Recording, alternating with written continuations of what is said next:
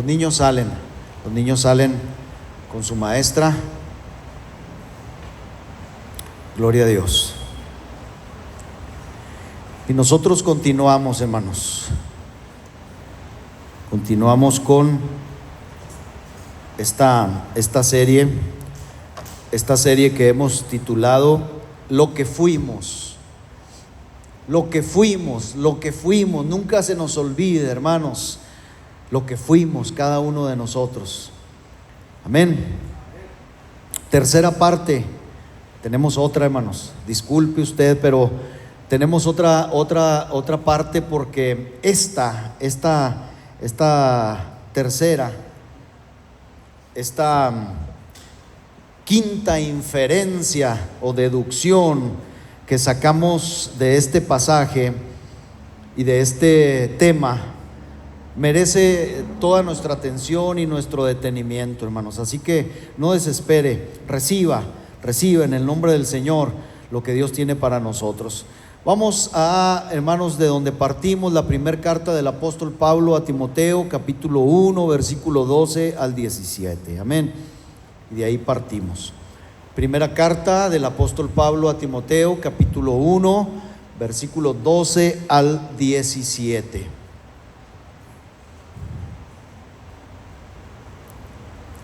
Dice así la palabra del Señor: doy gracias al que me fortaleció. Hago una pausa nada más para, hermano Rafa, bloqueamos aquella, hermano, porfas, aquella bocina, para que no moleste mucho a los niños. Con esta tenemos. Y si no me avisan para gritar más, hermanos, no se cree.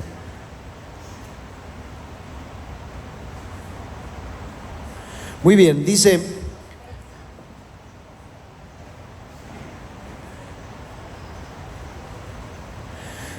leemos, dice: doy gracias al que me fortaleció, a Cristo Jesús nuestro Señor, porque me tuvo por fiel poniéndome en el ministerio, habiendo yo sido antes blasfemo, perseguidor e injuriador, mas fui recibido a misericordia, porque lo hice por ignorancia, en incredulidad.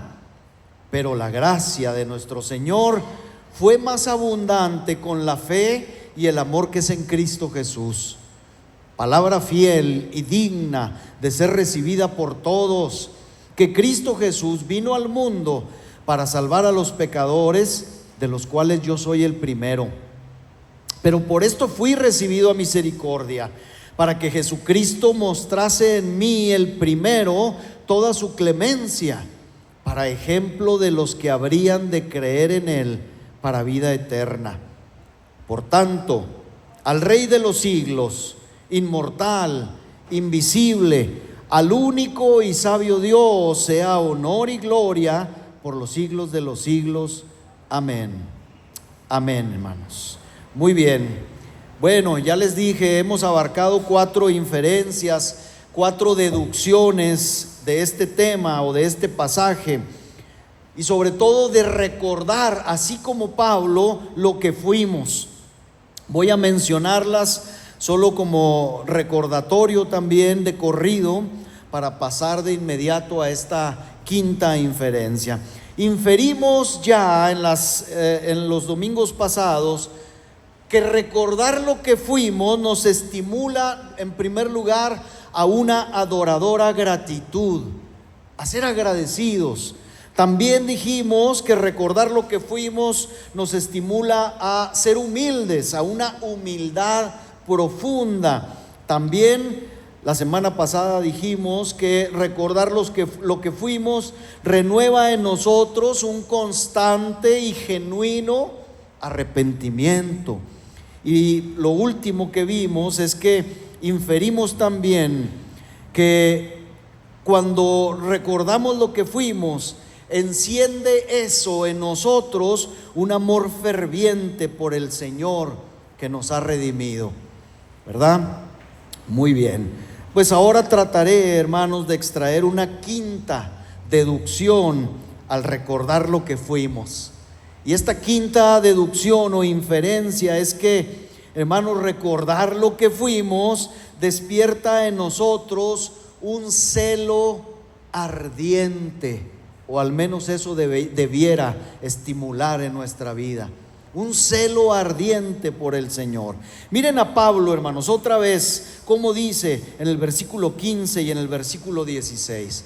Dice: palabra fiel y digna de ser recibida por todos, que Cristo Jesús vino al mundo para salvar a los pecadores, de los cuales yo soy el primero. Y luego dice: pero por esto fui recibido a misericordia, para que Jesucristo mostrase en mí, el primero, toda su clemencia, para ejemplo de los que habrían de creer en Él para vida eterna. ¿Qué nos dice esto? ¿Qué nos enseña esto? Bueno, pues nos enseña que ahora que Pablo se ha vuelto un seguidor de Cristo, nada, hermanos, nada es demasiado para él. ¿Se fija? Antes, ya leímos en las lecciones pasadas, él metió a muchos santos en prisión. Ahora él mismo entra en muchas prisiones, pero por la causa de Cristo. Antes los perseguía a los cristianos hasta en las ciudades extranjeras, dice la Escritura. Y ahora él mismo va a todo tipo de lugar, sin importar mares que cruzar, ríos que atravesar, con tal de llevar el mensaje del Evangelio. ¿Se acuerda cuando Pablo, hermanos, hace una lista de los peligros que él sufre por causa del Evangelio?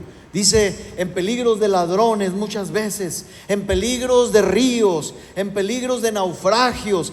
Hace una gran lista, hermanos. En desvelos, en ayunos, en peligros de los de mi nación, en peligros de los de afuera, dice Pablo.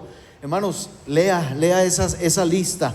Y ahora, hermanos, antes él perseguía, él hacía todas estas cosas malas, pero ahora por Cristo es capaz de todo. Escuche, de todo. Nada es demasiado para él.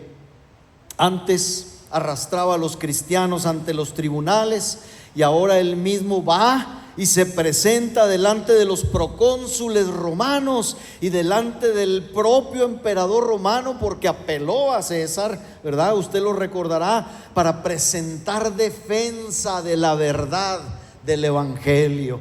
Pablo, hermanos, escuche, Pablo no puede hacer jamás demasiado por Cristo o para Cristo, porque él sabe que ya hizo mucho por el diablo.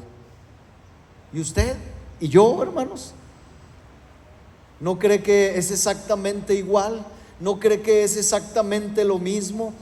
Miren, le voy a poner este ejemplo que a veces uso, de la misión Tarahumara. Cuando gente que iba de aquí de la ciudad a la misión Tarahumara de visita, le preguntaban, mucha gente pregunta a las hermanas o hermanos rarámuris, tarahumaras de la iglesia, ¿de dónde vienen? ¿Dónde viven? Y, hermanos, asombra mucho a los citadinos, a los que somos de la ciudad, que muchas veces algunas personas, algunos creyentes rarámuris, viajan hasta 5 o 6 horas a pie para ir a la iglesia. Entonces, esto, hermanos, esto es un gran ejemplo precisamente que nosotros debemos de tomar.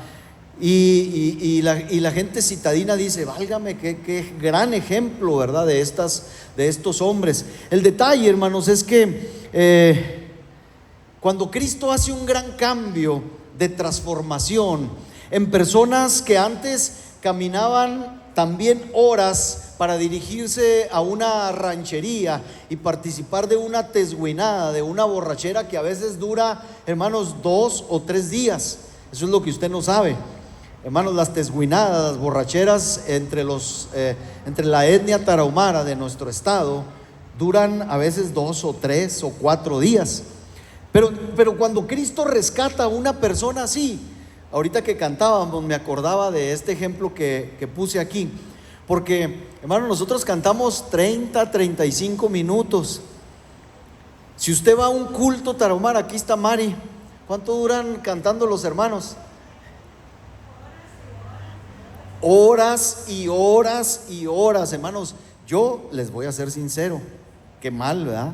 Pero hermanos, yo llegué a estar en cultos rarámuris que empezaban a las 6 de la tarde, y hermanos, eran las 10 de la noche y todavía no le daban el lugar al de la predicación. A veces yo decía, con permiso, yo viajé también mucho, no a pie, pero en carro. Estoy muy cansado y quiero ir a dormir. Y a veces me despedía, y a veces a la 1, 2, 3 de la mañana todavía los oía cantar, hermano. Horas, sin exagerar. Horas duran los cultos, hermano. Horas y horas y horas. Y esto es, hermanos, porque ellos valoran mucho el cambio y la transformación en ellos, ¿sí? Entonces, cuando una persona, hermanos, camina para reunirse en la iglesia con el cuerpo de Cristo, es como si ellos mismos dijeran: a ver, mis queridos pies ligeros, porque eso quiere decir rarámuri, hombres de los pies ligeros. A ver, mis queridos pies ligeros, de nada les sirve a ustedes estar cansados, de verdad, hermanos, porque tienen la obligación de llevarme a donde el Señor. A donde el Señor es una frase serrana, ¿sí sabía? ¿A dónde va? Voy a donde Luis Carlos, o a que Luis Carlos. ¿Qué quiere decir a que Luis Carlos? A casa de Luis Carlos. Pues esta gente así dice: voy a que el Señor, voy a que la iglesia. Hermanos, ellos valoran mucho la transformación que Dios ha hecho en ellos. Tienen un celo vivo por el Señor. Y hermanos, si ellos solían trasladarse a lugares de diversión cuando servían al demonio mismo, pues para ellos ahora, si les toca un día inclusive lluvioso o sumamente frío, ellos, les digo, vuelven a decir: a ver, viejos huesos caminantes, no tiene caso que rezonguen, porque tienen que llevarme allá, a que mi Dios, porque hace años, cuando servía a Satanás, dicen ellos, ustedes solían o toleraban todo tipo de inconvenientes para asistir a cualquier otro centro de perversión. Así que ellos, hermanos, tienen un corazón alegre, tienen un corazón celoso para con Dios. Y hermanos, es de veras muy alentador verlos y muy ejemplar ver a esta gente. La última vez que el hermano Luis Carlos fue, le preguntó a la hermana Lucrecia: ¿de dónde viene? No, pues de allá de la comunidad, quién sabe qué. ¿Y cuánto hace para venir aquí? 5 horas. No lo digo yo, ahí está, él le preguntó a la hermana. 5 horas. Caramba, le dijo, y salimos a las 2 de la tarde del culto, ¿y cómo le va a hacer para regresarse? Pues a ver, a veces me quedo aquí y al siguiente día me regreso, a ver cómo le hago. Así, hermanos. Miren, yo pienso que podríamos sacar una lección de esta gente sencilla y minimalista, y decirnos para nosotros mismos, vamos, pereza, tú no vas a impedirme que sirva al Señor. Yo, que solía ser raudo y veloz con el demonio, no tengo ahora intención de ser perezoso para con Dios. Y si fuera alguna vez yo tentado de esta manera, me voy a esforzar el doble para fastidiar al diablo mismo, pues él no va a hacer lo que quiera conmigo. Ojalá, hermanos, tengamos este celo, la iglesia de Dios, porque la realidad es que cuando algunos sirven a Satanás, van como si cabalgaran en un caballo de carreras, usan el látigo, usan las espuelas, ¿sí?, para llegar en primer lugar allá, a ese lugar de vicios, a ese lugar de perdición. ¿Cómo estábamos dispuestos, hermanos, para destruir nuestro cuerpo y el alma en diversiones tan malas? Esa es la realidad, y lo digo por mí mismo, hermano. Pero si un cristiano se vuelve muy activo, hasta nosotros mismos decimos: vaya, este está nuevo, o es nuevo en esto, ¿verdad? Es un fanático, se ha vuelto un entusiasma, y a veces llegamos a decir: ya se le pasará, ¿verdad? ya se le pasará. Pero ¿por qué no habríamos, hermanos, de mostrar seriedad y celo en el Señor si antes éramos extremadamente celosos y entusiastas en lo que hacíamos? ¿Por qué? ¿Por qué no, hermanos? Los siervos del diablo son entusiastas. Los siervos del diablo son entusiastas. ¿Y por qué no habríamos de ser nosotros, los creyentes, 10 veces más, hermanos, entusiastas que aquellos? ¿Por qué? El príncipe de este mundo tiene ciertos héroes, ciertos hombres, ciertos personajes destacados a su servicio, pero la pregunta es: ¿ha de tener Cristo a su servicio personas carentes de sensibilidad y de falta de entrega, falta de celo en lo que hacemos? Ciertamente, hermanos, si algo puede despertar todos los poderes de nuestra naturaleza, si algo puede hacer que un cojo salte como una liebre, si algo puede hacer que un corazón bradicárdico, ¿sabe qué quiere decir bradicárdico? Lento. La bradicardia es una enfermedad del corazón que hace que el corazón lata muy lentamente. Si algo ha de ser, pues, que un corazón bradicárdico, trémulo, tembloroso, sea osado y valiente por Cristo, debe ser por el celo que tengamos por aquel que, habiendo sido lo que fuimos, nos ha transformado y hecho tanto bien, hermanos. Pero es que dicen, es demasiado fanatismo el de los cristianos. Pero yo de verdad les digo, hermanos, que cuando leo la Escritura, cuando leo a Pablo y conozco lo que Dios hizo en él, e igualmente al considerar lo que hizo en mí, creo que nunca conoceré a un solo creyente que haga demasiado por Cristo. Yo creo que no voy a tener, hermanos, esa oportunidad. Nadie la tendrá. Mire cómo dice Pablo cuando habla de lo que Cristo hizo en nosotros. Primero a los Corintios, capítulo 1, versículo 30, y después pasamos a la carta a los Efesios. Dice: mas por Él, escuche, hermanos, mas por Él estáis, ponga ahí, estamos nosotros en Cristo Jesús, el cual nos ha sido hecho por Dios sabiduría. ¿Qué más? Justificación, santificación y redención. Hermano, esto es lo que usted y yo tenemos en Cristo. Esto es lo que Dios ha hecho. No nos olvidemos de ello. Y hablando a los Efesios, le dice, precisamente recordando los pecados pasados. Pablo nunca desliga, hermanos, nunca desliga lo que fuimos a lo que somos. Dice a los Efesios capítulo 2 versos 5 y 6, dice: aún estando nosotros muertos en pecado, nos dio vida juntamente con Cristo. Por gracia sois salvos. Y el versículo 6 dice: y juntamente con Él nos resucitó, y asimismo nos hizo sentar en los lugares celestiales con Cristo Jesús. Hermanos, si existiera alguno que ha sido demasiado fiel para con Cristo, demasiado servicial en su obra, demasiado bondadoso, demasiado sabio, demasiado cristiano, para que me entienda, pues que a ese se le escoja un lugar aparte en el panteón, en el cementerio, y se le reconozca ahí. Pero ¿sabe qué? Creo que aún no ha nacido ese creyente, ni nacerá.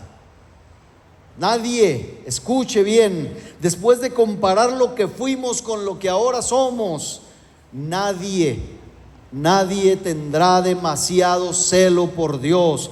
Pero hermanos, aunque sea un poco de celo, aunque sea un poco de entusiasmo, aunque sea un poco de éxtasis en nuestra vida por Cristo. Una de las primeras veces, hermano, hablando de celo, que aparece esta palabra en la Escritura, es cuando se refiere a Dios mismo, y se nota claramente la diferencia de los tipos de celo que hay. Santiago en su carta habla de una clase de celos que son amargos. Usted conoce el pasaje, lo vamos a leer, y que corresponden a una clase de sabiduría contraria a Dios, una sabiduría animal y diabólica, dice Santiago, y que al parecer esos celos son traducidos por otras versiones, investigando yo acerca de este pasaje, como envidia amarga. Los celos que regularmente nosotros como humanos, como hombres tenemos, son celos envidiosos, son celos amargos, son diabólicos, son animales. Santiago 3:14 dice: pero si tenéis celos amargos y contención en vuestro corazón. Regularmente los celos, hermano, van ligados a pleito, a contiendas, a contención. Dice, bueno, si tienes esto, no te jactes ni mientas contra la verdad. El versículo 15 dice: porque esta sabiduría no es la que desciende de lo alto, sino que es una sabiduría terrenal, animal, diabólica. Pero, sin embargo, cuando en el libro del Éxodo Dios nos dice de sí mismo que es celoso, ¿qué querrá decir, hermano? Éxodo 24 y 5 dice: no te harás imagen ni ninguna semejanza de lo que esté arriba en el cielo, ni abajo en la tierra, ni en las aguas debajo de la tierra. Y usted dirá: ¿y por qué lee esto, verdad? Si aquí no dice nada de celo. Ahorita le voy a explicar por qué. El versículo 5 dice: no te inclinarás a ellas, ni las honrarás, porque yo soy Jehová tu Dios, fuerte, celoso, que visito la maldad de los padres sobre los hijos hasta la tercera y cuarta generación de los que me aborrecen. Entonces, esto se refiere a que nuestro Dios, hermanos, no aceptará meramente ser añadido a la vida de su pueblo como otro más. ¿Me explico? Lo que Dios está diciendo cuando habla, y por eso tiene relación con la idolatría, con los ídolos, con las imágenes, o con todo aquello que el hombre le da lugar para ocupar su corazón. Lo que Dios está diciendo cuando Él dice que es un Dios fuerte y celoso, está diciendo que Él no va a tolerar ser uno más o uno del montón, sino que Él insistirá en ser supremo para el corazón del hombre. Yo soy el único, está diciendo Dios. Yo tengo celo en esto. Pero ¿sabe qué? Lo más maravilloso es que este celo, a diferencia de los celos nuestros, hermanos, es un celo por amor. Por amor. Por eso el versículo 6 inmediatamente dice: y hago misericordia a millares, a los que me aman y guardan mis mandamientos. Entonces, que un hombre sea celoso no es garantía de amistad, ¿verdad?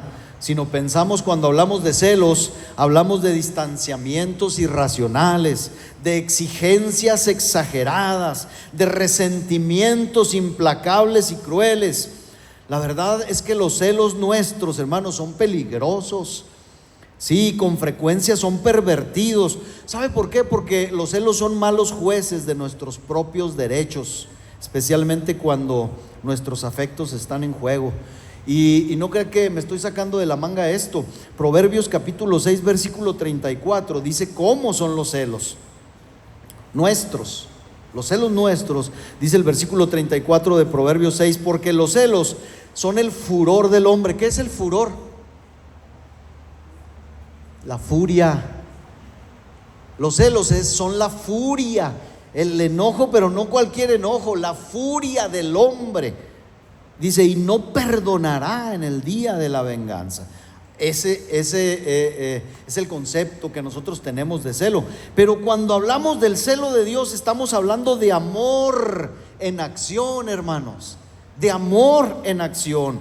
¿Por qué? Porque Él se rehúsa a compartir el corazón del hombre con cualquier rival. Y esto no lo hace por egoísmo, sino porque Él sabe que sobre esa lealtad hacia Él depende nuestra vida. Él sabe, hermano, que si no somos fieles y leales completamente y solamente a Él, de eso dependerá nuestra propia vida. Y así podemos entonces deducir que Dios no es celoso. Escuche bien esta frase: Dios no es celoso de nosotros, Él es celoso para nosotros. Él es celoso para nosotros. Dios abona cuando nos cela, cuando nos desea solo para Él. Está abonando para nuestro bien. Está abonando para nuestro bien. Si hablamos de lo que es justo, diríamos que la justicia, la justicia espera una recompensa por cierto servicio prestado. Pero si hablamos de amor, los celos piden amor por el afecto dado. Y si hablamos del amor de Dios, hablamos entonces de un amor que nos fue dado incondicional e inmerecidamente, porque nosotros no le dábamos amor a Dios cuando Él nos ofreció su amor, ¿verdad que no? Nos fue dado este amor aún siendo lo que fuimos, como leíamos ahorita en Efesios. Y entonces, hermanos, el celo de Dios es completamente justificado. Y por esto mismo, fíjese, tratando de encontrar definiciones para la palabra celo, del celo de Dios, encontré una traducción de celo de Dios, como amor apasionado. Eso significa celo de Dios, amor apasionado, amor con todo. Hermanos, cuando el Señor dice que nos entregó a su propio Hijo y luego dice, ¿cómo no nos dará también con Él todas las cosas? Nos está diciendo que lo entregó todo, que no se quedó con nada, por nosotros. Y bajo esta óptica y con reverencia podemos recordar que el Señor también es sumamente celoso de su divinidad, hermano. Celoso de su divinidad. Esto es, que ama apasionadamente a los suyos y no compartirá su amor con nadie más que ostente apasionadamente los atributos divinos. ¿Cuáles son los atributos divinos? Perfección, omnipotencia, omnisciencia, omnipresencia, santidad, justicia, amor, fidelidad. Cometemos, hermano, un grave error cuando echamos todo. No quiero que me malentienda, debemos amar a nuestra esposa, a nuestro cónyuge, esposa, esposo, a los hijos, se debe de amar a la familia, debemos amar. Pero, hermano, el amor más apasionado que debe tener cabida en nuestro corazón es el amor a Dios. Y cualquiera que quiera ocupar ese amor apasionado para con Dios, cualquiera que quiera ocupar ese puesto, hermanos, demostrará solamente que somos infieles a Dios. Miren, este pasaje de Éxodo que leíamos ahorita, si pensamos bien, toda la historia, escuche, de la humanidad, toda la historia de la humanidad es un registro de las guerras de Dios con los ídolos. ¿Se ha puesto a pensar usted en eso? Toda la historia, cualquier historia que usted me ponga, la historia misma universal, habla de la guerra que Dios tiene con los ídolos de las naciones. Y si nos hemos dado cuenta, hermanos, la diestra de Dios ha destrozado al enemigo y ha arrojado por tierra a los ídolos antiguos, es decir, a esos viejos amores de los hombres. Porque nosotros teníamos nuestros amores. Algunos eran San Juditas, otro era una monita por ahí, y así, ¿verdad? Los más ateos e incrédulos y despegados de la religión tenían sus propios amores también. Amaban con exceso a su carro, a su casa, a sus bienes, también a lo mejor a la esposa o al esposo. Había ídolos en nuestro corazón con los que Dios tuvo que luchar, hermanos. Pero en la Biblia podemos contemplar las ruinas de esos ídolos de las naciones. Podemos contemplar las ruinas de Nínive, por ejemplo, La deidad principal de Nínive, hermanos, era Istar, la diosa del amor. Mire qué curioso. Era la diosa del amor, la diosa de la fertilidad, la diosa de la guerra. Y otros dioses importantes en Nínive incluían a Nergal, el dios del inframundo, y Ninurta, el dios de la guerra y la agricultura. Pero ninguno, si vamos a la escritura, ninguno de ellos prevaleció ante el Dios nuestro. Podemos buscar las desolaciones de Babilonia, por ejemplo.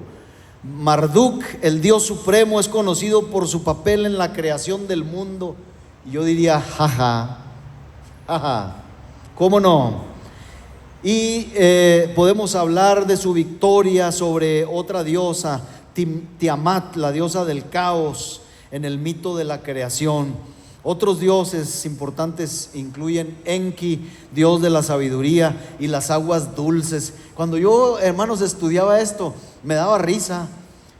Sí, estos eran los dioses de las aguas dulces. Mira, pero nuestro Señor, hermanos, se levantó un día diciendo, en el día de la fiesta, dice el Evangelio de Juan: el que tenga sed, venga a mí y beba, y el que beba del agua que yo le daré, saltará en él como un río, como un manantial que salte para vida eterna. Nadie como nuestro Dios, hermanos, nadie como nuestro Dios. Bueno, y así pudiéramos seguir y seguir y seguir indagando por medio de la historia, decía yo, por medio hasta de la historia universal. Podemos mirar los templos destruidos de Grecia. Hace tiempo me regalaron un hermano que fue allá a un viaje a Jerusalén. Ya saben, el recorrido es si es una agencia o si el grupo que lo promueve es un grupo cristiano, pues van a Jerusalén, ya saben, van al sepulcro o al supuesto sepulcro, y luego se los llevan, hermano, a ciertas partes como Corinto, y van, hermanos, y me regaló como unos 6 discos de videos donde ellos anduvieron. Y, hermanos, veía yo, pues, hermanos, no hay más que ruinas, no hay más que ruinas. Aquí es el Areópago donde Pablo, hermanos, unas columnas ahí, unos pedazos de mármol, es todo lo que queda. Ruinas, ruinas, hermano. La Roma pagana podemos verla, hermanos, solo hay templos derruidos. Si hablamos de Grecia podemos decir lo mismo. Vayamos a donde vayamos, veremos los templos ruinosos de los dioses y de los imperios de sus insensatos devotos en ruinas. Pero lo maravilloso, hermanos, es que el Señor ha descubierto su brazo y se ha librado de sus adversarios, porque Jehová, cuyo nombre es celoso, es un Dios celoso. Ahora, hemos pensado, ¿con qué celo debe mirar, hermanos, el Señor a la gran mayoría del pueblo de este país, de México, que tienen otros dioses? Dicen que también creen en Él, pero junto con Él tienen dioses y diosas. ¿Cómo mirará el Señor, hermano, a México? A la luz de estos pasajes, de su celo, ¿cómo lo mirará?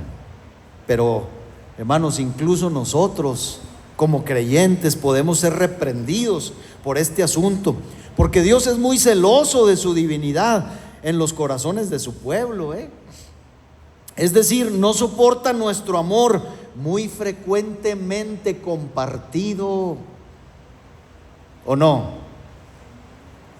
Dios no soporta, hermanos, nuestro a veces idólatra amor, nuestro adúltero amor, y disculpe usted. Por eso cuando Josué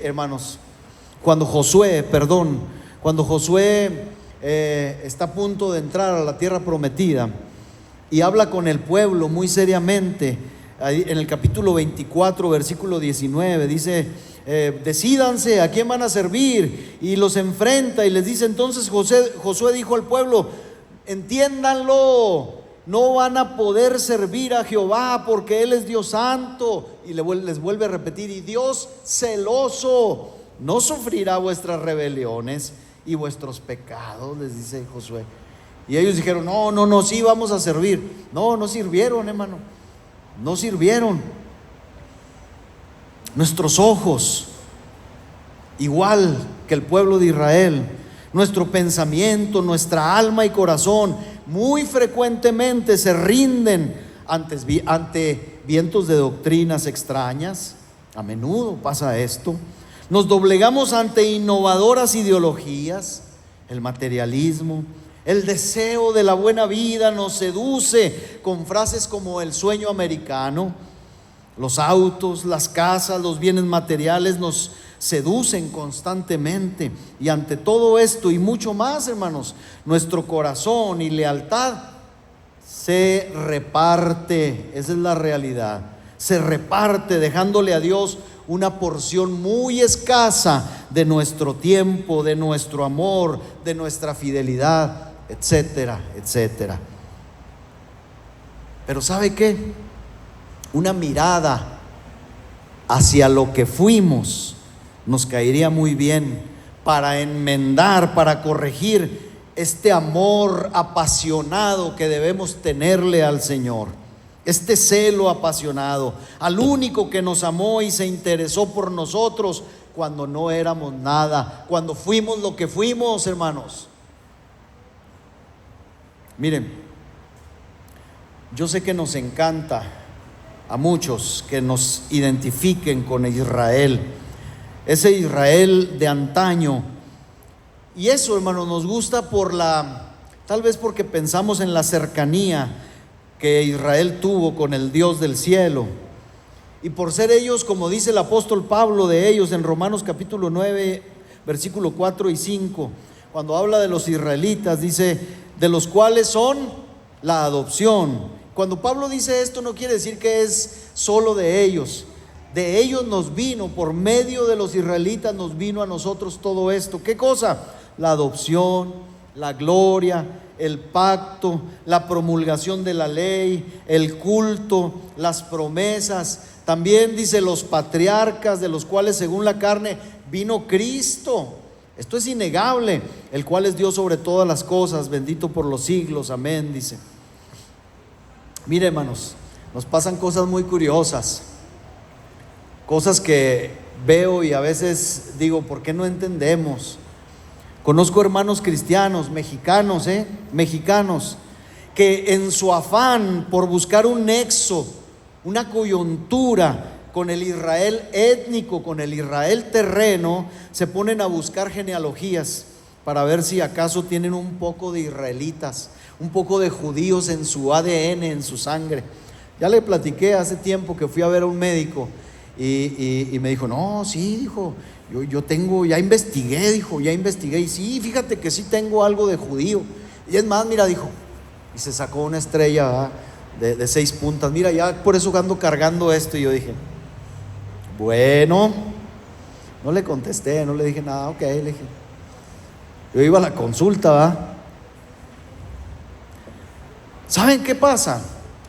Se olvidan que así como pudieran heredar estas cosas de las que habla Pablo, también la idolatría, la infidelidad, el adulterio espiritual, la apostasía y hasta la falta de celo se heredan.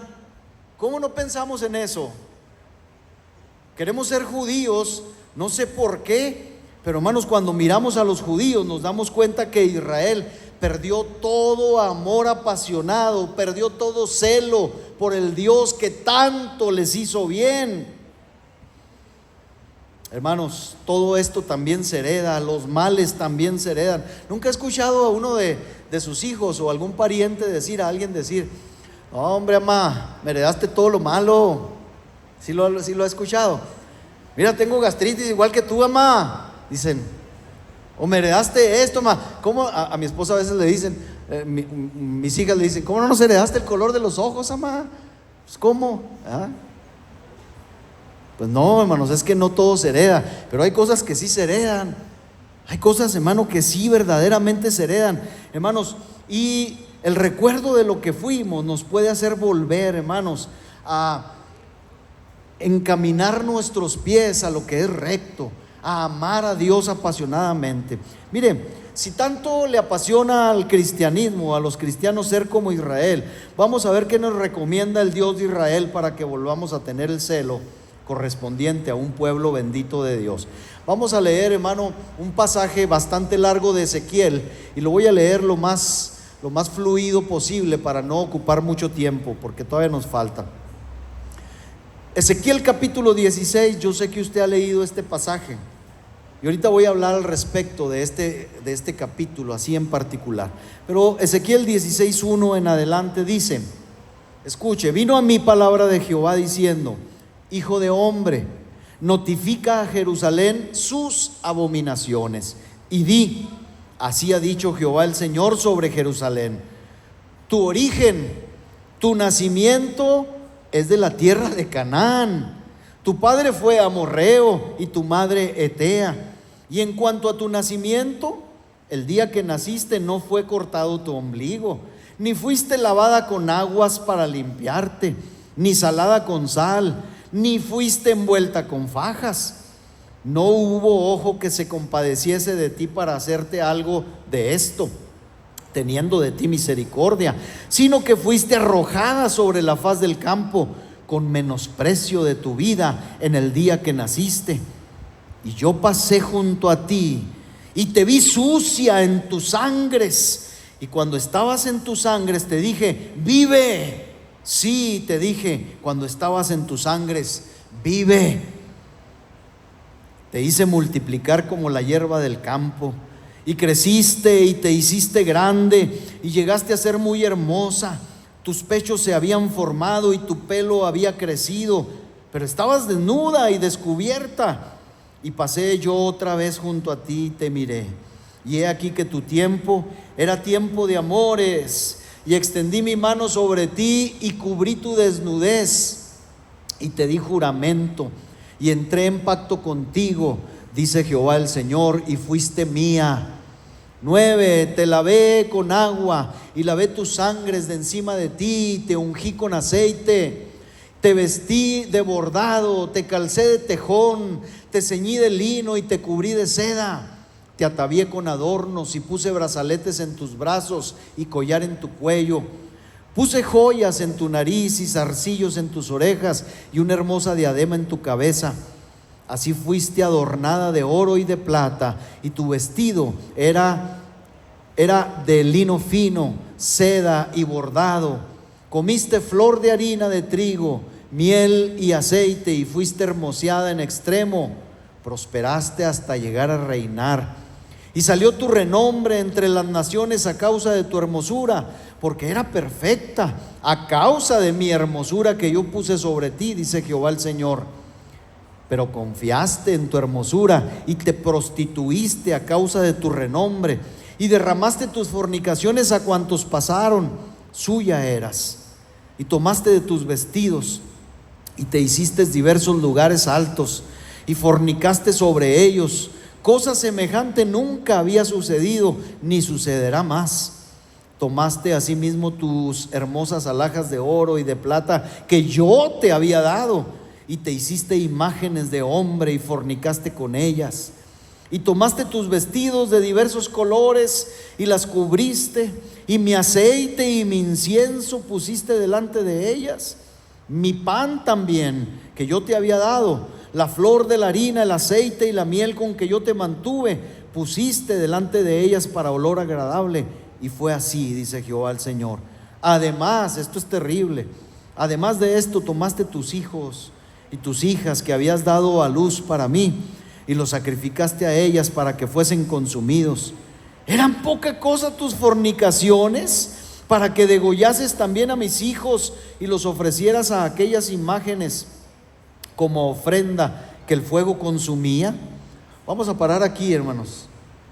Yo sé que esto es muy denso, es muy fuerte, muy pesado, y yo no sé si lo que hemos leído hasta aquí, hermanos, quisiéramos que nos siguieran relacionando con Israel, o que nos siguieran identificando con Israel, o que quisiéramos parecernos todavía a Israel.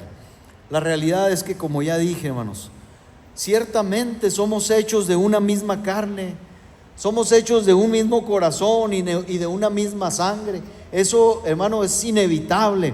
Y esto es tan real que Israel, fíjese bien, Israel es emparentado aquí o ligado aquí por Dios con las naciones más bajas. ¿Sí se fijó? Con las naciones más viles, como los cananeos, los amorreos, los heteos, e incluso hasta con Sodoma y con Gomorra, como vamos a leer. ¿Por qué? Por su falta de celo para con Dios, por su falta de amor apasionado, ¿sí? Por su falta de celo al Dios que los convirtió en una nación grande, sin igual, poderosa, cuando eran menos que nada. Pero esto no para aquí, hermanos. Esto a mí me llamó mucho la atención, que conforme a nuestro tema, Dios nunca descuida esto, hermano, ni quiere que nosotros lo descuidemos, porque vamos a ver qué es lo que Dios recomienda para este tan grande mal de Israel, para esta falta de celo. Versículo 22, Ezequiel 16, 22. Le dice Dios a Israel: y con todas tus abominaciones y tus fornicaciones, ¿qué?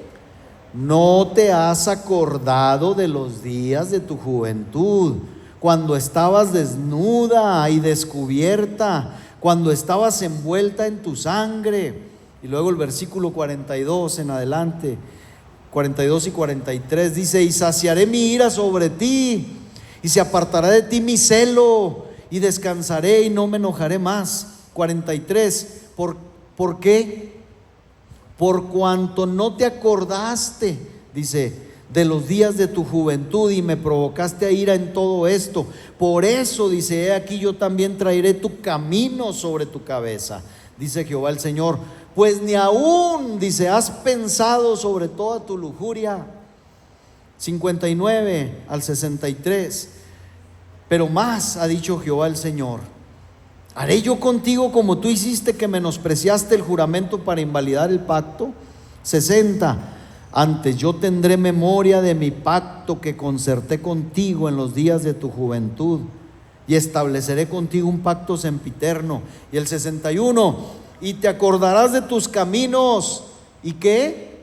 Y te avergonzarás cuando recibas a tus hermanas, las mayores que tú y las menores que tú, las cuales yo te daré por hijas, mas no por tu pacto, sino por mi pacto que yo confirmaré contigo, y sabrás que yo soy Jehová. Y el versículo 63 otra vez dice: para que te acuerdes y te avergüences y nunca más abras la boca a causa de tu vergüenza, cuando yo perdone todo lo que hiciste, dice Jehová el Señor. Si se fija que el Señor recomienda para que Israel vuelva en sí y vuelva a hacer lo que fue, que recuerde toda su historia pasada, que recuerde todo lo que fue. Acuérdate, hermanos, y la descripción que Dios hace de Israel, hermanos, como una mujer desde que nace hasta que crece y se desarrolla, hermanos, es muy gráfica, demasiado gráfica, tan gráfica. Número uno, le voy a decir algo. Cuando estudiaba este capítulo, hermano, es de llamar la atención que el capítulo más largo del profeta Ezequiel es el capítulo 16. Y, hermano, es de llamar la atención que se dedique este capítulo a narrar la historia en detalle del pecado de Israel en todo su carácter, ¿cómo lo podremos llamar? Sórdido. Hermano, Israel se había convertido en una nación abominable, indecente, repugnante, de modo que se puede ver claramente el aborrecimiento infinito de Dios sobre una conducta que no echa a ver su deplorable estado y que ha olvidado quiénes habían sido ellos antes de que Dios tuviera misericordia. Leía yo también al respecto, hermanos, los comentarios de un rabino llamado Eliezer ben Hircanos, que él escribió en la Misná, que es esa primera compilación escrita de la ley oral judía. Y dice que en ese escrito, en la Misná, dice que él recomienda por vergüenza, fíjese, un judío rabino, maestro de los judíos, recomienda por vergüenza que este capítulo no se lea en público ni se traduzca. Imagínense. Charles Spurgeon, ese predicador del siglo XIX, que era llamado el príncipe de los predicadores, dice: es un capítulo muy extraordinario este capítulo 16 de Ezequiel. Y luego añade, dice: un ministro, dice, apenas puede leerlo en público y ciertamente no le gustaría explicar sus metáforas a una audiencia general. Es muy fuerte, hermanos. Léalo en casa, léalo a solas, léalo y medítelo. Pero haciendo un resumen, hermanos, de lo que ahora no podemos hablar con amplitud por causa del tiempo, vayamos a lo que el libro de Deuteronomio le dice a Israel, o nos dice a todos los que una vez fuimos lo que fuimos y ahora somos lo que somos en Cristo. Deuteronomio 7:7 dice: no por ser vosotros, escuche, hermano, porque esto no es para Israel, es para todos. Como le acabo de decir, a todos los que una vez fuimos lo que fuimos y ahora somos lo que somos. Esto es para nosotros, no por ser nosotros más que todos los pueblos. Nos ha querido Jehová y nos ha escogido, hermanos. Pues nosotros, dice Dios, éramos el más insignificante de todos los pueblos. ¿Se fija cómo Dios trae a colación, hermanos, lo que somos, pero también no olvida lo que fuimos, nos recuerda lo que fuimos? Éramos los más insignificantes de todos los pueblos. Pablo toma, hermanos, estos pasajes para hablar de la iglesia y decir: ¿qué somos nosotros? No somos muchos nobles, no somos muchos sabios, no somos muchos fuertes. ¿Se acuerda cuando Pablo dice eso? Sino que lo vil, lo menospreciado del mundo escogió Dios, dice Pablo. Volviendo al texto de Éxodo 25, cuando dice: no te inclinarás a ella ni las honrarás, porque yo soy Jehová tu Dios, fuerte, celoso, que visito la maldad de los padres sobre los hijos. Aquí se nos aclara, hermanos, que Dios es un Dios celoso, o dicho de otra forma, Él es un Dios apasionado cuando de amor hacia los suyos se trata, y por lo mismo Él demanda de los suyos que le amemos celosamente, es decir, que le amemos apasionadamente. Por lo tanto, cuando Dios nos dice que es celoso, implica que se digna a amarnos a pesar de todo lo que fuimos, y que por lo mismo espera, hermanos, una reciprocidad y desea que nosotros, más que un servicio superficial, le amemos, hermano, con todo el corazón. Ahora, en cuanto a esto, hermanos, en cuanto al celo que le debemos a Dios, en cuanto al amor, también hay otras cosas relacionadas con los primeros puntos, hermanos, que ya vimos, no sé si se acuerda, con la gratitud, con la humildad. El Señor es celoso de su gloria. Cuán cuidadosos o cuán celosos debemos ser entonces de ese celo de Dios por su gloria, hermanos. Cuando hacemos algo por Dios y Él se complace en aceptar nuestras obras, debemos cuidar, dijimos, de no felicitarnos, hermanos, a nosotros mismos. Debemos cuidar, hermano, la gloria, de darle gloria a Dios, porque Dios es celoso de su gloria. Le voy a decir algo: los gusanos que devoraron a Herodes, hermanos, los gusanos que devoraron a Herodes cuando no le dio la gloria a Dios, siempre están listos para devorar o para participar de otra comida,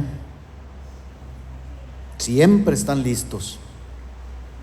Cuidado, hermanos, con la vanagloria. Cuidado con esto.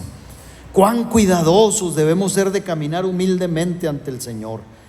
En el momento en que nos olvidamos de este celo santo de Dios por su gloria única, hermanos, nos glorificamos y nos erigimos como rivales del Altísimo, puesto que solo hay un lugar para una sola gloria en el universo mismo, hermanos, y es la gloria de nuestro Dios. Procuremos entonces no actuar jamás como protagonistas, de modo que le robemos su honor a Dios. Cuando escribía esto decía: ¿qué irá a pasar, hermano? ¿Qué irá a suceder?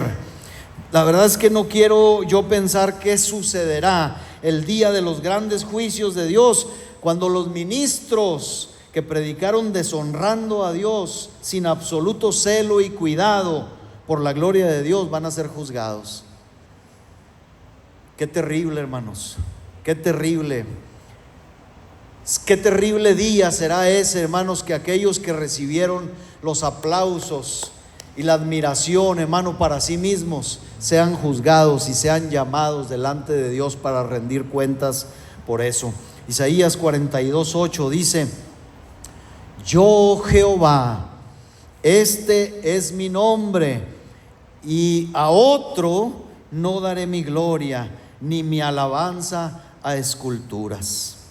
El celo de Dios, pues, hermanos, se manifiesta en el amor, se manifiesta en su gloria y en nuestros afectos, cuando nos rodeamos de compañías indebidas o cuando ocupamos nuestro tiempo en vanidades. Pero solo quiero poner un último ejemplo, hermanos, del celo de Dios hacia algo más, y así recuperar también nosotros ese celo que corresponde a un pueblo, a una iglesia que antes fue menos que nada.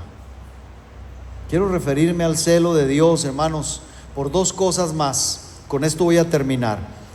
El celo de Dios por la pureza y santidad de su pueblo, y el celo de Dios por las almas perdidas. Y lo voy a hacer, hermano, con un solo pasaje, las dos cosas juntas. Espero darme a entender. Evangelio de Juan, capítulo 2, versículo 13 en adelante. Dice: estaba cerca la Pascua de los judíos, y subió Jesús a Jerusalén, y halló en el templo a los que vendían bueyes, ovejas y palomas, y a los cambistas allí sentados. Y haciendo un azote de cuerdas, echó fuera del templo a todos, y las ovejas y los bueyes, y esparció las monedas de los cambistas, y volcó las mesas.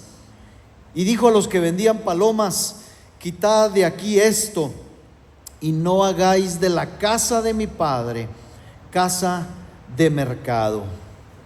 17. Entonces se acordaron sus discípulos que está escrito: el celo de tu casa me consume. Y esto, hermanos, lo recordaron del Salmo 69:9, que dice: porque me consumió el celo de tu casa, y los denuestos de los que te vituperaban cayeron sobre mí.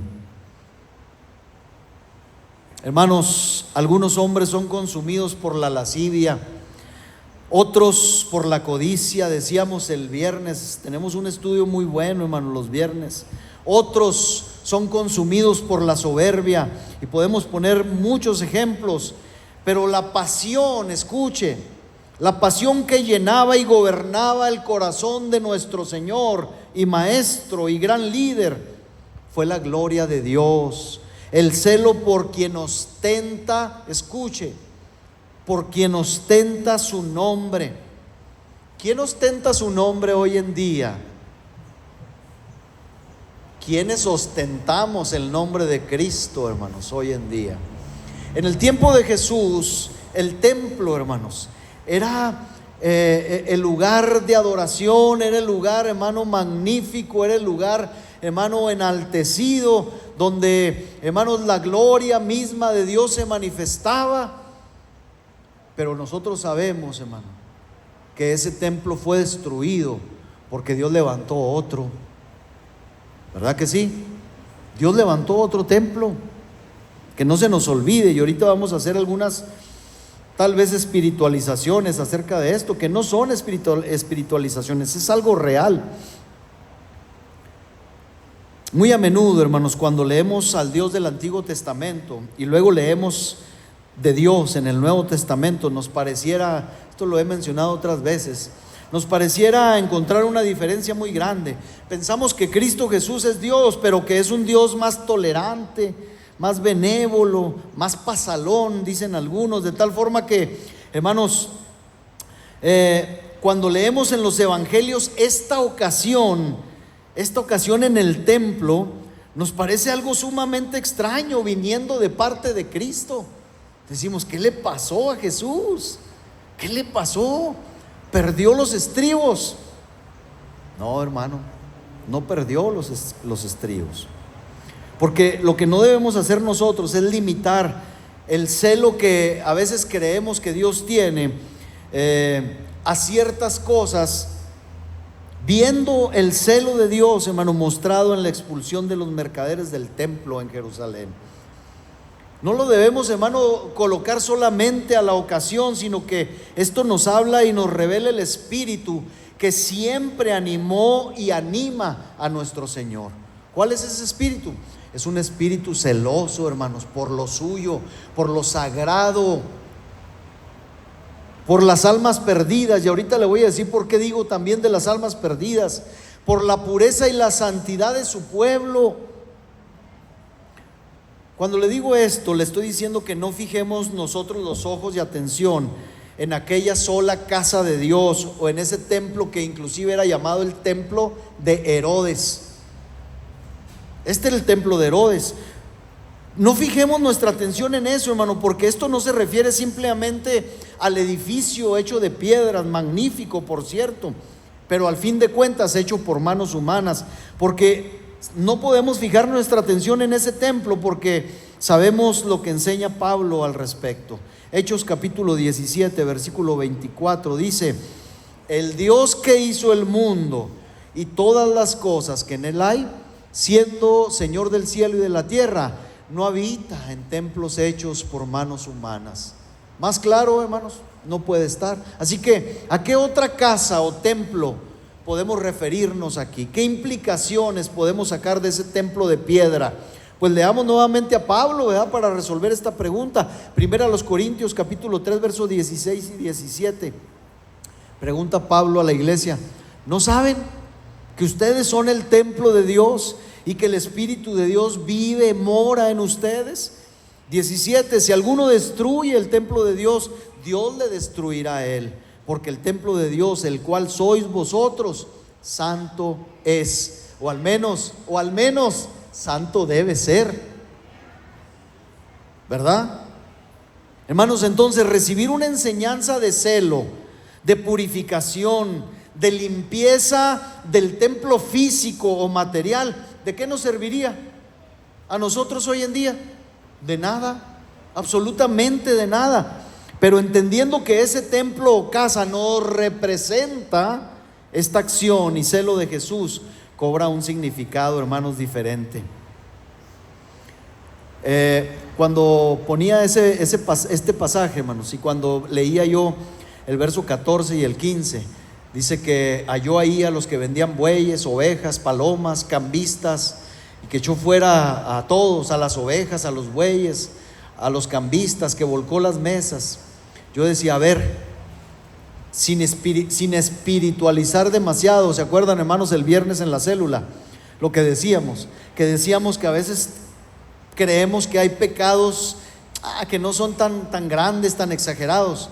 Hablando de Judas, estamos hablando de Judas en el libro de los Hechos, capítulo 1.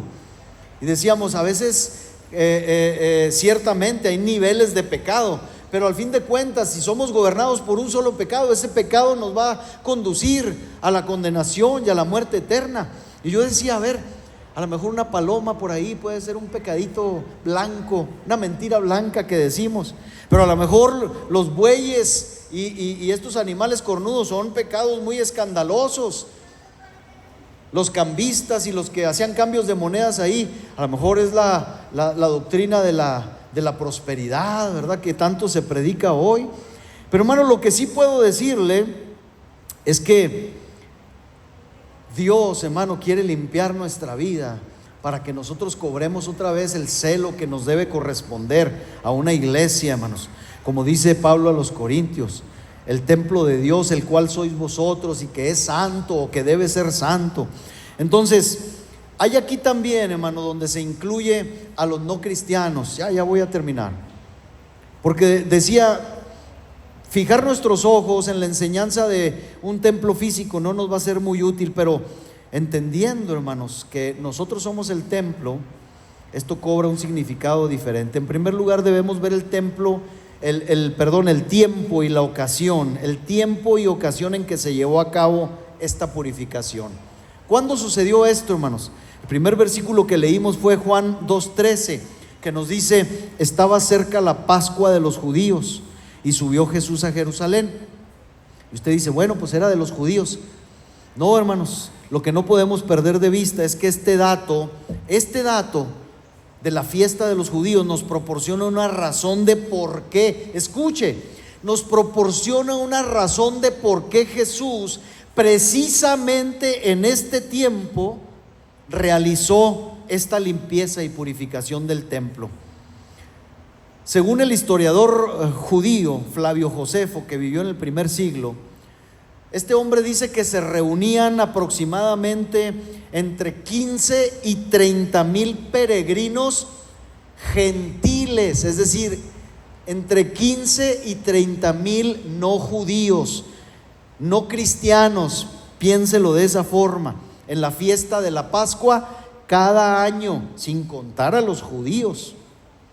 Y aunque a los gentiles, escuche, aunque a los gentiles no se les permitía traspasar la gran mayoría de los espacios del templo, sin embargo, en su misericordia Dios permitía que existiera en ese templo construido por Herodes un lugar conocido como el atrio de los gentiles.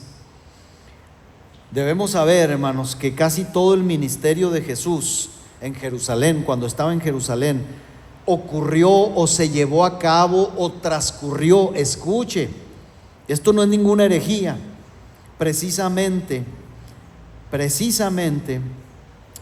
en el atrio de los gentiles, ahí en ese atrio. ¿Por qué?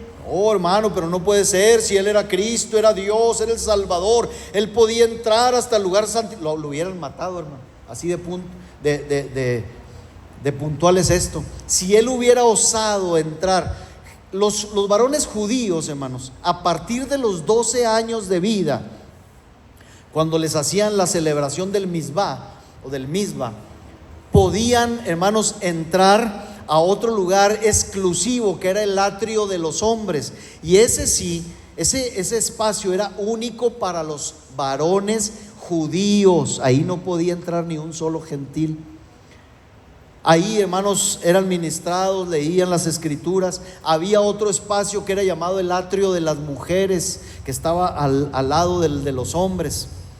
Pero la mayor parte del tiempo donde Jesús desenvolvió su ministerio relacionándose con las personas, enfermos, hermanos, y demás, fue en el atrio de los gentiles. Ahora, ahí le va. Las otras áreas del templo, hermanos, que era el lugar santo y el lugar santísimo, eran exclusivas, usted sabe para quién, para los sacerdotes y para los levitas cuando estaban autorizados para el servicio. Pero, hermanos, cuando la Escritura nos dice que Jesús caminaba por ciertas áreas específicas, lo hacía en estas áreas destinadas a los gentiles. Cuando Juan 10:23 dice: y Jesús andaba en el templo por el pórtico de Salomón. Googléelo, hermano, tan sencillo para que no vea que no crea que le estoy mintiendo.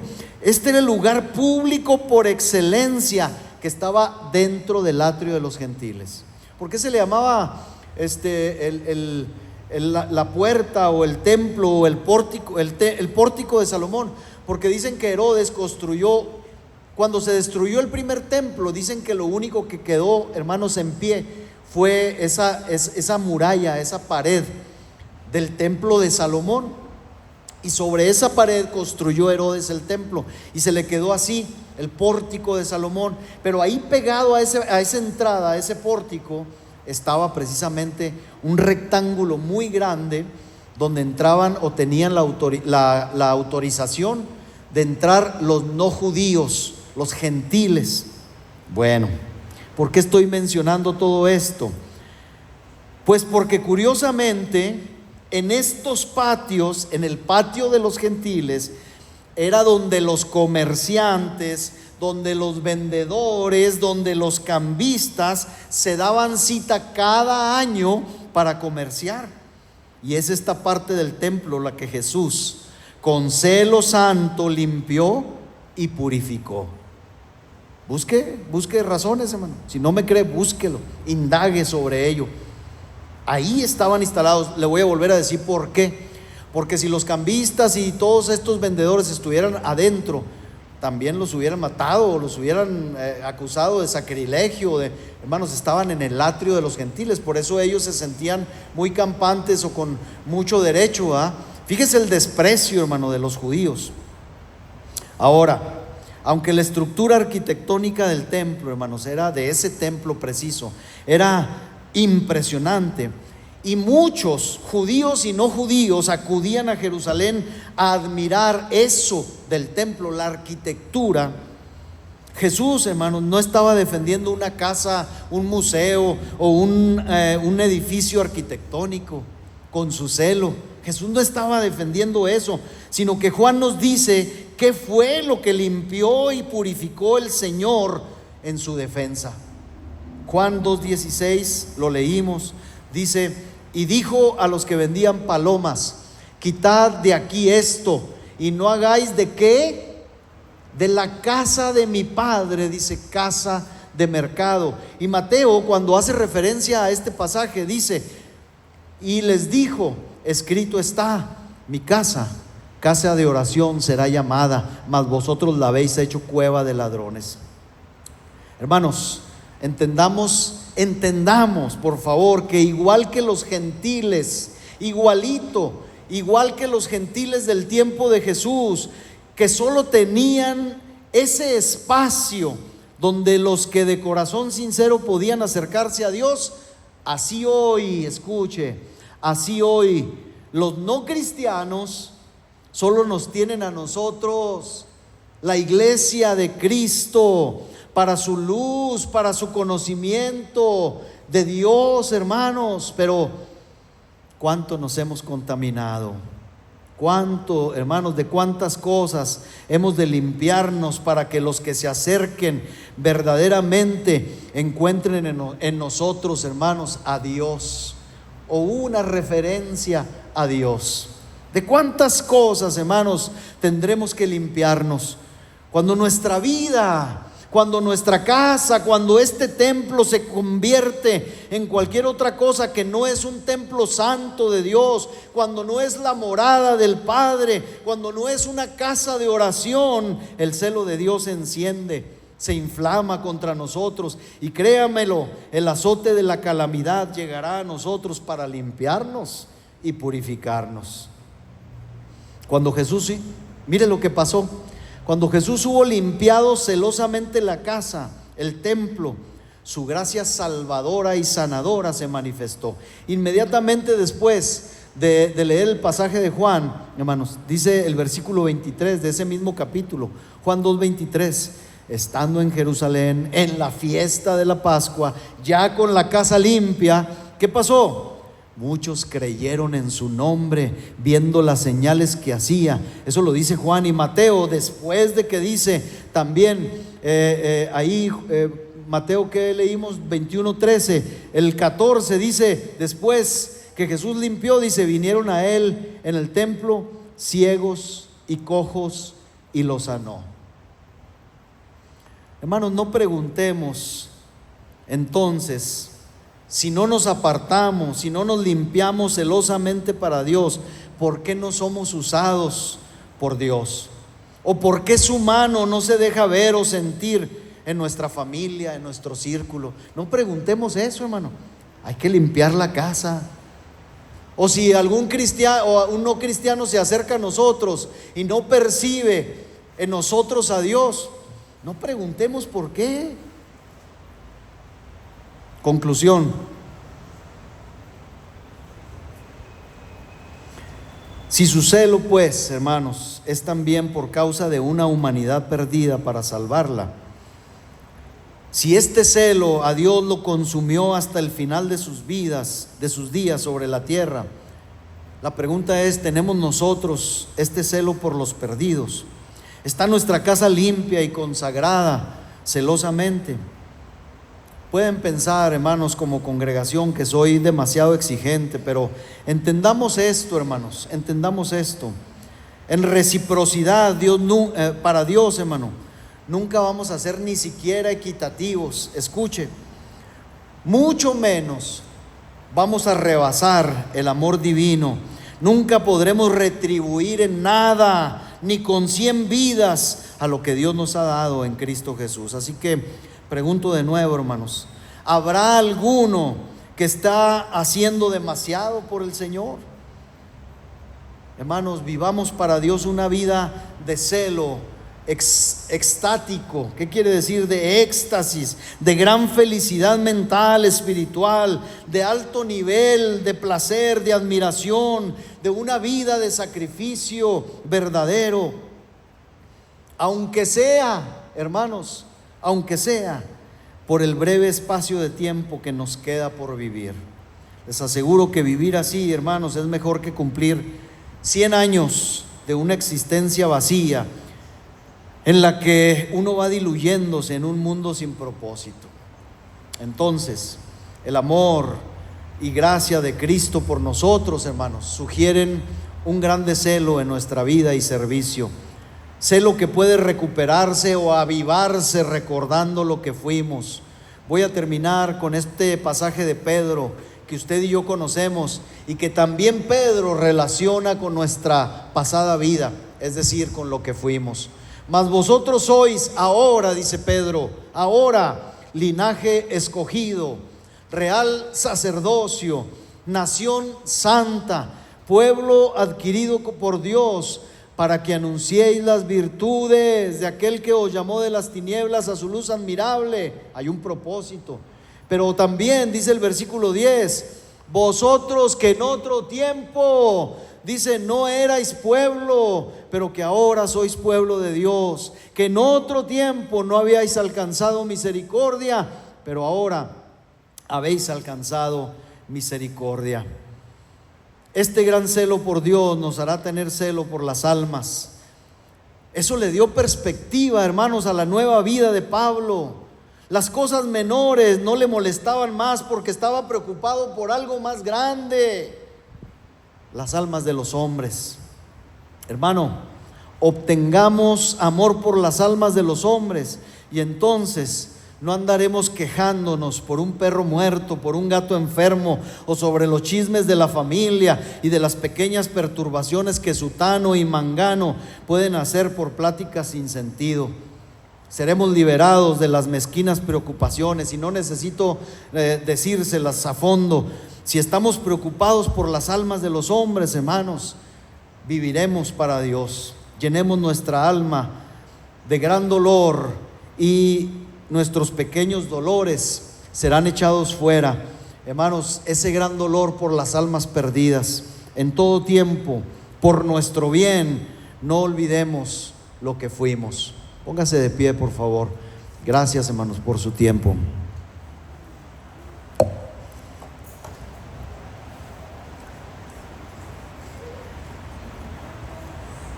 Lea en casa otra vez estos pasajes. Lea el capítulo 16 de Ezequiel.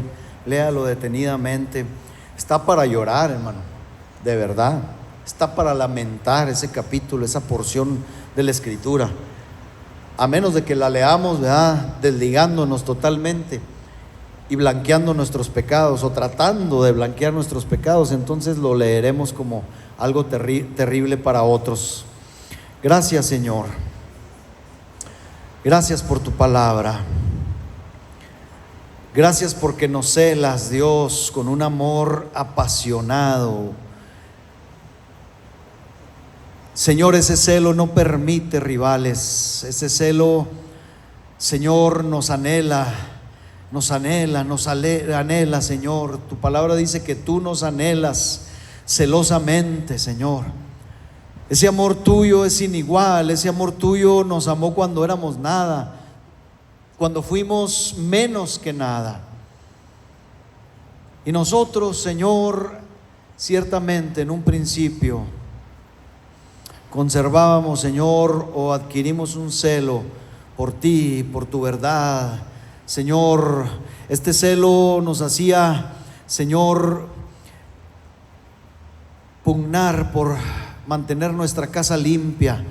Este celo, Señor, nos hacía pugnar, Señor, por limpiarnos, como leíamos desde el principio, Señor, de nuestro culto hoy, de toda contaminación de carne, de espíritu, Señor, de mantener limpio nuestro espíritu, nuestra alma y nuestro cuerpo, Señor. Pero pasando el tiempo, al igual que tu pueblo Israel, fuimos enriquecidos, Señor, fuimos saciados con aceite, con harina, fuimos llenos de joyas, fuimos llenos de bienes, de misericordias.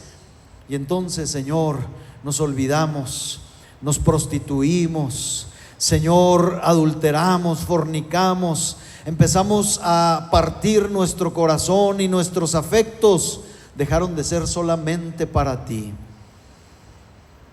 Perdónanos, Señor, perdónanos. No queremos el azote, Señor, que venga de ti, Señor. Queremos enmendar nuestra vida, queremos limpiarnos por amor a ti y por amor a las almas perdidas que se acerquen a nosotros.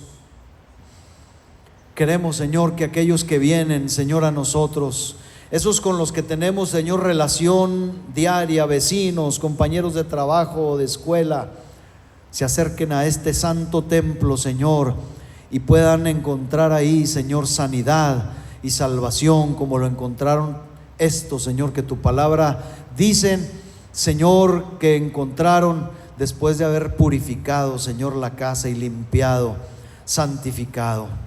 Aquí está nuestra vida hoy, Señor. Límpianos, purifícanos, santifícanos y permite, Señor, ser celosos también, Señor, de estas cosas. Te lo pedimos en el nombre de Cristo, Señor, y te damos muchas gracias, Señor, por tu palabra. Gracias, Dios. Gracias por lo que fuimos y gracias por lo que somos ahora, Señor. Gracias en el nombre de Jesús. Amén.